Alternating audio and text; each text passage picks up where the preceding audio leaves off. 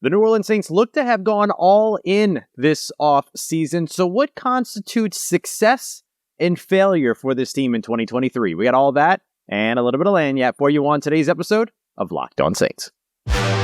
You are Locked On Saints, your daily New Orleans Saints podcast. Part of the Locked On Podcast Network, your team every day.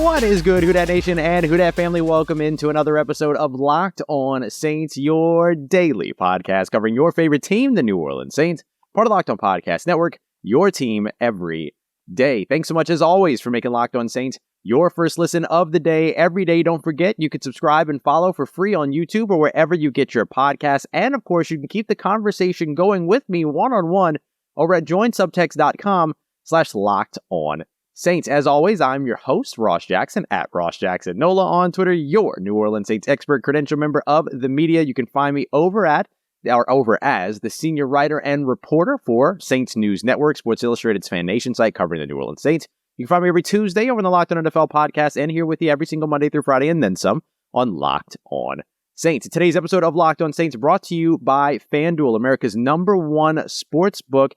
Go ahead and check them out today over at fanduel.com/lockedon to get started. I'll tell you a little bit more about them later. But on today's episode, we're taking a look at a couple different things around the New Orleans Saints based upon what they've done this offseason. We're going to get to Isaiah Foskey because now we have an idea of what his contract might look like thanks to a contract being signed by someone else in his relative draft area. So we'll explain what that means. We're also going to take a look at how the New Orleans Saints spent amongst the most and amongst the biggest this off season. But before we get to any of that, why did they do that? Why go out and draft, a prototypical edge rusher who might be able to contribute right away? Why go out and spend a ton of money this off season? Well, it's because the New Orleans Saints want success in 2023. The New Orleans Saints did things after a 7-10 season that you're used to seeing what used to be 3-13, now 3-14 teams do over the course of their offseason. They revamped their coaching staff. Now, they didn't change the head coach, they didn't change the offensive coordinator, but there was a lot of other changes around their position coaches. They made adjustments over at the athletic and scouting and analytics departments. They've made further adjustments on their roster. They replaced their entire quarterback. They've revamped a bunch of different position rooms, including, but not limited to, their defensive line, tight end, running back rooms. So the New Orleans Saints have done things after a 7-10 season that some teams won't even start to do until they're into the 3-14, 2-15 type range now in a 17-game season. And I think the New Orleans Saints deserve to be at least a little bit commended for that, because clearly they've shown you that to them mediocrity is failure. And last year was a lot of mediocrity. And let's be fair and let's be real, it was a lot of failure last year too. The Saints had a lot of problems on the offensive side. They couldn't move the ball.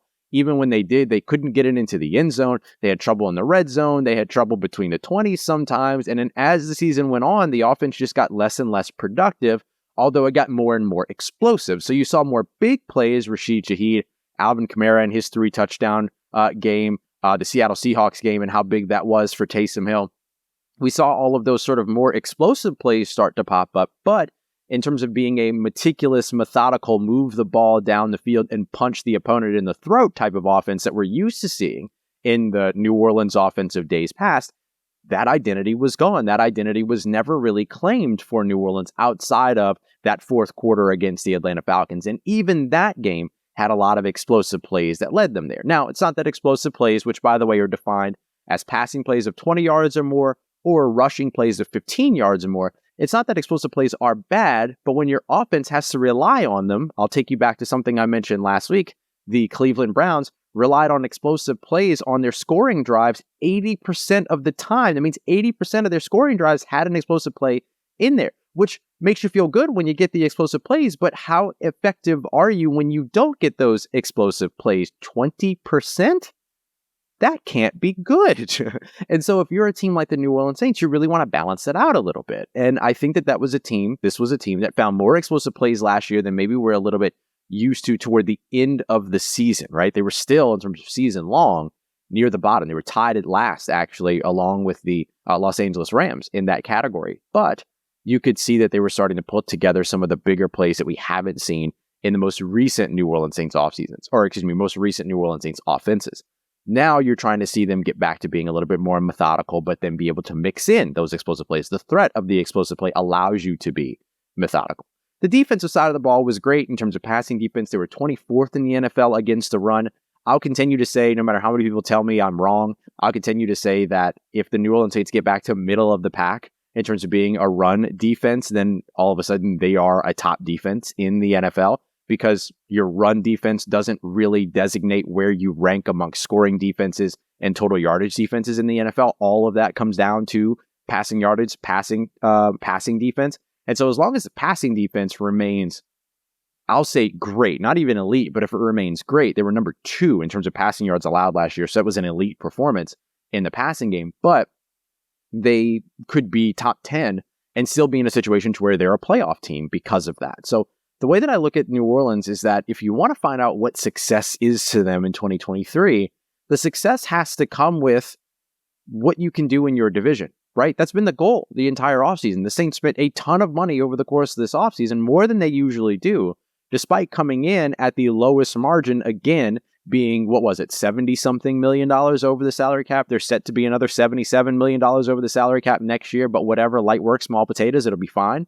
But then they ended up being one of the teams, and we'll discuss this in a little bit, that spent the most money. I'll tell you why that's unique here in a sec, but if you spend all of that money and say that the goal is because you feel like you can compete within your division and that there's no reason for you to kind of roll over and give up, then you have to win your division. And anything less than that would be considered mediocre, adequate, and therefore, by the Saints standards, which they showed you last year, or showed you over the course of this offseason, they would consider that a failure. And I think you would have to consider that a failure. And that's not me saying that the Saints are failures. It's not me saying that the Saints would be failures or anything like that. But in the mentality of it, if you're not first, you're last.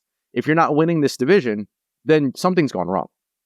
Or something's gone mighty right somewhere else, right? Like if you have let's say a 13-4 season, but some other team inexplicably has a 14-3 season, then what are you going to do, right? Like you're still in the playoffs at that point. So whether it be winning the division or at least being a playoff team with 10 or more wins, that's got to be what it needs to be for success for the New Orleans Saints. Anything less than that should be considered a failure. It doesn't mean that they have to reboot everything. Doesn't mean that they have to completely scrap everything that they did. You can run back the majority of this team next year and be ready to compete. But the issue is, who's the team that wins more games than you in the division? If it's the Carolina Panthers, things get tricky for you next year if the Atlanta Falcons land Caleb Williams and the Tampa Bay Buccaneers land Drake May or something like that. And then all of a sudden you have this sort of threat of 3 young quarterbacks within your division that could potentially cause you some grief. So I think that the Saints kind of have to be taken. It all has to be taken into account relative to what the rest of the division does.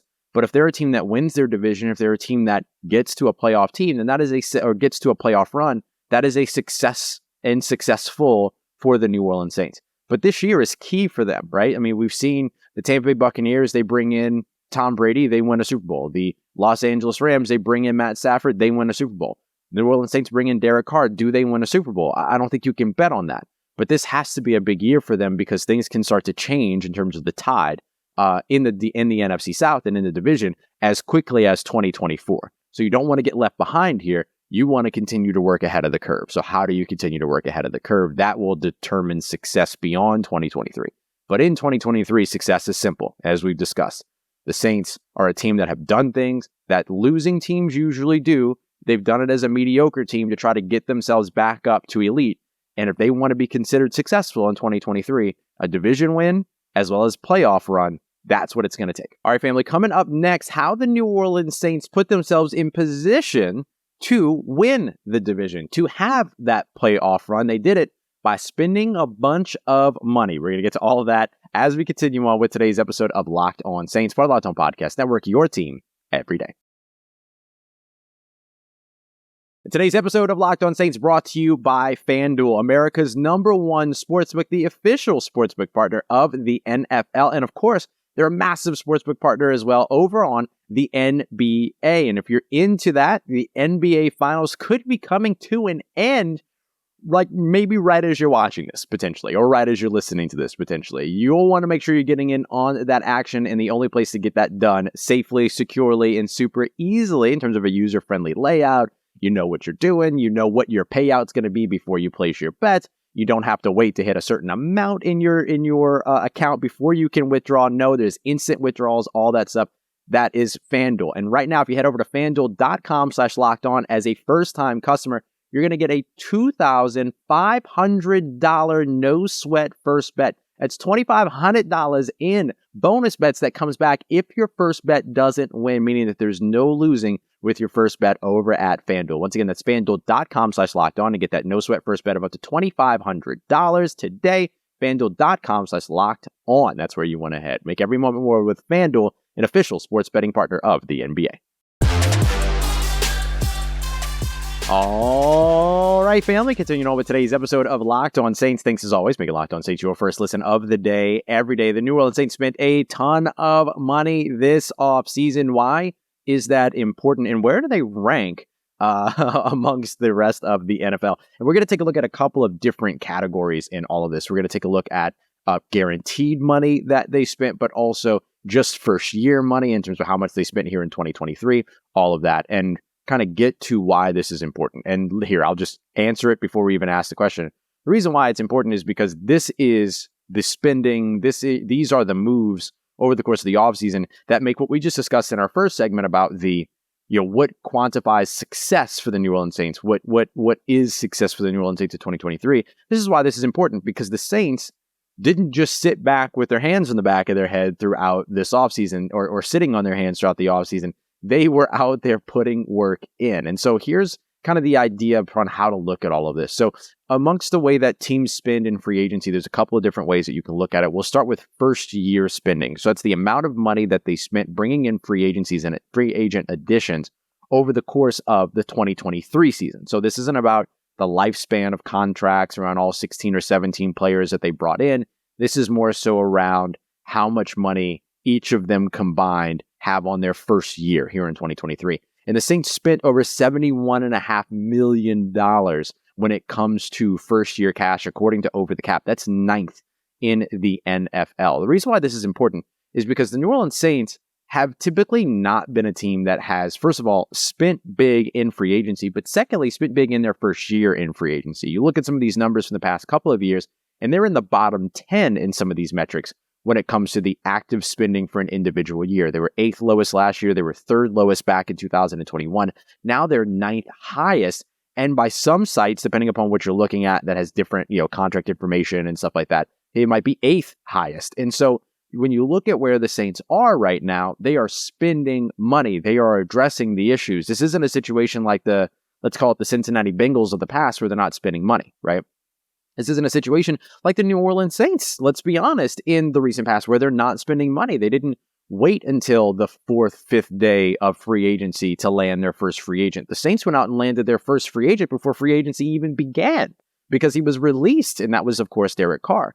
Now, a big portion of the reason why the Saints spending money is the way that it is here in 2023 comes down to Derek Carr. But Derek Carr has a very light first-year cap hit, all of these other things.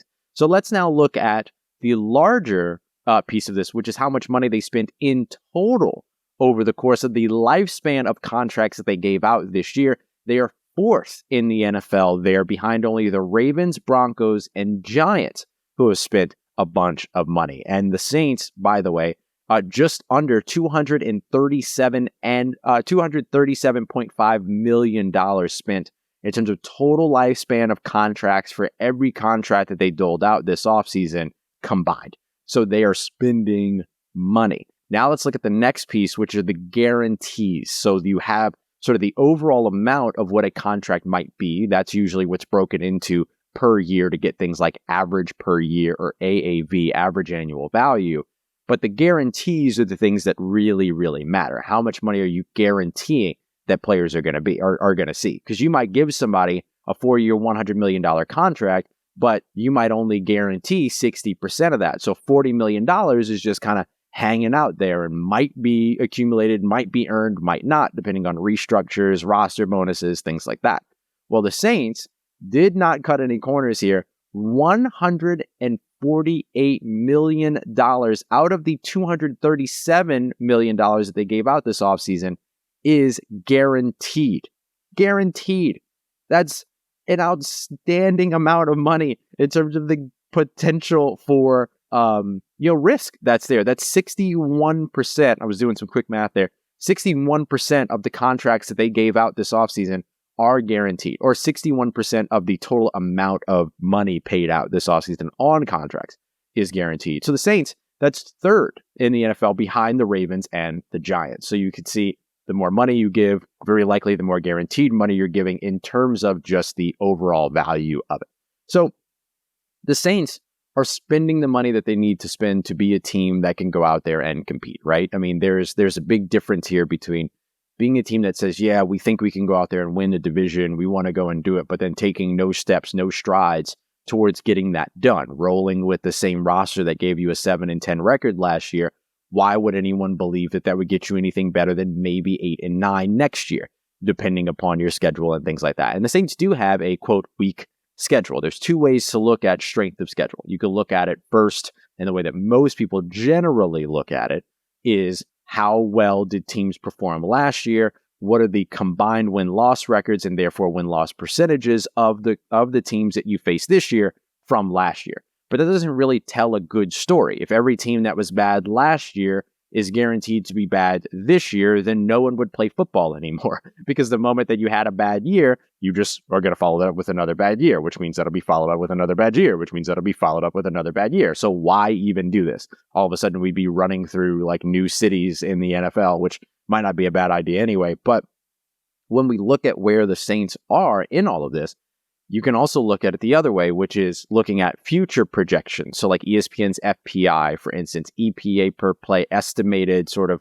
values over what's expected. And so looking at sort of what the expected result is for each of these teams in 2023. So if you look at the Saints base strength of schedule based on last year's performance, they're last in the NFL. If you look at it based on what the expectations are, the projections are for their opponents this year, they're second to last in the NFL. And now here they are spending the 9th most money in 2023, the 4th most money total, and the 3rd most money guaranteed in the NFL. So you can see the sort of where the Saints are trying to position themselves versus the opponents and the quality of opponents that they're expected to face in 2023 and the quality of the division that's around them in 2023. So this all gives context to how not only do we look at it as media and fans and everything as, hey, this is a team that needs to be in the playoffs in 2023, the Saints clearly look at it that way too.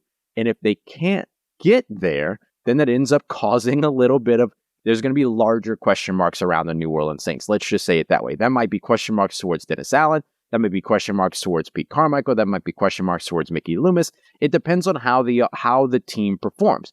If the team is winning games, then nobody's going to be asking questions. But if the team is losing games that they should be winning, then maybe you're looking at Dennis Allen.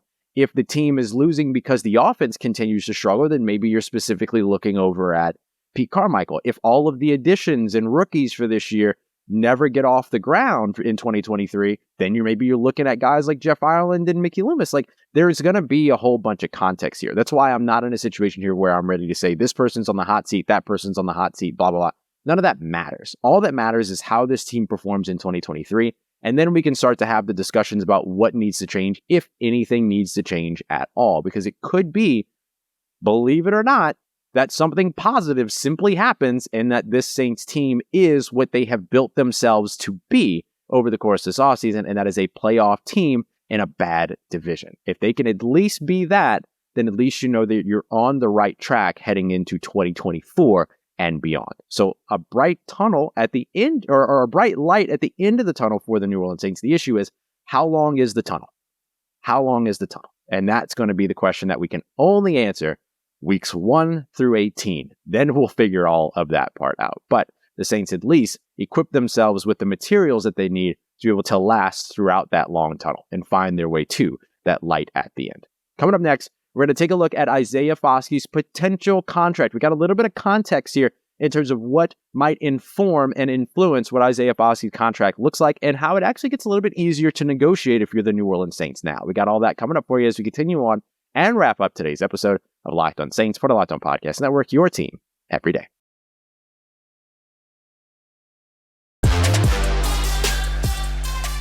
Let's get it. Who Dat Nation, wrapping up today's episode of Locked On Saints with one of the biggest questions that we continuously see over the course of the offseason right now, and that is, has Isaiah Foskey signed his contract? Will Isaiah Foskey sign his contract? So there's a couple of different pieces to all this that give us a little bit of context in terms of what's happening, but also how this all might come to an end as well. Now, the first thing that I'll say is that Isaiah Foskey, who was drafted, of course, by the New Orleans Saints in the second round, the defensive end out of Notre Dame, pick number 40 overall. He is a second-round draft pick. Not a lot of second-round draft picks have signed their contracts. So it's not just Isaiah Foskey hanging around as the last, pick outside of the 250-plus players drafted this year that, hasn't signed a contract. That is not the reality of it. And this is also not out of the ordinary for New Orleans either, because we saw this with Alontae Taylor just last year. Second-round contracts in particular are getting a little bit more. There's a lot of push and pull in terms of things like guarantees and offset language and all that other stuff, because that round is kind of evolving a little bit in terms of impact players, in terms of all these other things. And so you're seeing things like, contract numbers go up every single year as the CBA escalates numbers and things like that. And so now the next piece of it all is how much of the total money that's in the CBA, which there's not a lot to negotiate when it comes to what the structure of a rookie deal is, but it does escalate every year. But now what there is to kind of, nitpick about, argue about, go back and forth about is how much of my money is guaranteed. And that's probably where a lot of these second round draft picks are. And it's very likely where Alontae Taylor was last year when he didn't get his contract done until July 21st. It was like during training camp. And I wouldn't expect much else when it comes to Isaiah Foskey than that as well. As of right now, I wouldn't expect anything to really happen until training camp. But we did get a little bit of a glimpse into what that contract might look like, and maybe that things might come to a resolution sooner rather than later. The other thing to remember is that there's no bad blood in this conversation. That's just not how it works. Isaiah Foskey was out at OTAs. He's been all over Saints social media. He's been participating in everything. He's been speaking to media. He's been doing all this stuff. There's no bad blood in terms of this thing. This is just part of the game at this point in today's NFL. So the thing that kind of helps us sort of figure out where all of this is going is that Matthew Bergeron, the offensive lineman that the Atlanta Falcons selected 2 picks before the Saints selected Isaiah Foskey in this year's draft, has signed his rookie deal. And as we mentioned, a big part of sort of the conversation around this contract, that contract, what my contract looks like as a second round draft pick, all that comes down to guarantees and offset language. The largest part of that sort of back and forth is how much of my third year is guaranteed. Because it used to be that the first 2 years were guaranteed, and then maybe you got a little bit of your third year guaranteed, and then your fourth year, no money was guaranteed at all. Now you're starting to see more and more second round contracts with guaranteed fourth years, or some guarantees in their fourth year while their third year is fully guaranteed. But that kind of tapers off as you get further and further down the round, right? Further and further down the second round. So maybe the 33rd overall pick gets all three of the first years of the contract fully guaranteed, and then let's just be wild and say half of the fourth year guaranteed, which wouldn't usually be the case, but let's just say that.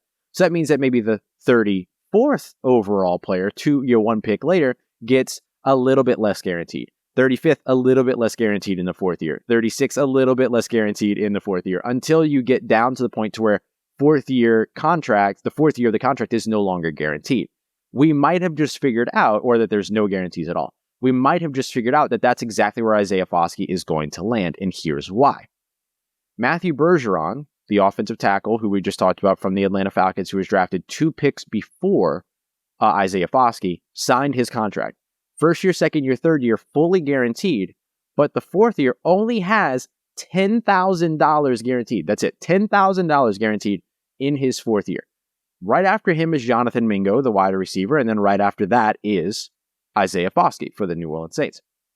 It is very likely now that Matthew Bergeron will be the last player in this year's drafted in this year's second round to receive guaranteed money their fourth year, because you can't go much lower than $10,000 worth of guarantees. Maybe you look at Jonathan Mingo and say, okay, we'll give you $5 million guaranteed, but why, right? So it's very likely that that's the cutoff in terms of fourth year guarantees.